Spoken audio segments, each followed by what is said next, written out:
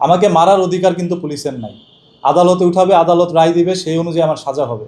Police কেন আমাকে মারছে, এটা পুরোটা একটা বেআইনি কাজ করছে। সো বেআইনি সাবজেক্ট বাদ। আমি যখন বাসায় এসে শুইলাম, আমার মা এটা দেখলো, কান্নাকাটি করলো। আমি যে ব্যথা পাইছি এতক্ষণ যাবত আমাকে পিটাইছে, তার চাইতে বেশি কষ্ট লাগছে যখন দেখছি আমার মা বাবা কান্না করতেছে। এটা মানে আমি তখন নিতে পারি নাই, এবং আমি তখন মন থেকে ওয়াদা করলাম যে আর জীবনে কোনোদিন মিডিয়া আসবো না, আমি কোনোদিন ভিডিও বানাবো না।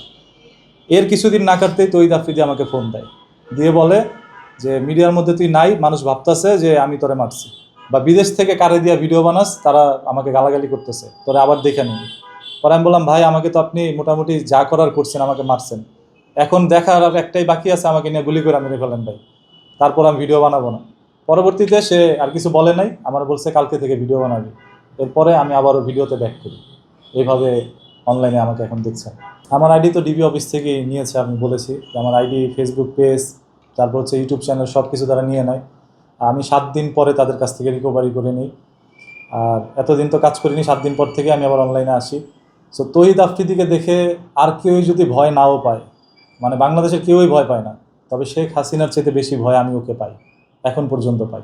কারণ শেখ হাসিনা আমাকে ডিবি অফিস নিয়ে পিটায় নাই, কোনো স্বৈরাচার পিটায় নাই, পিটাইছে তহিদ আফ্রিদির নির্দেশে।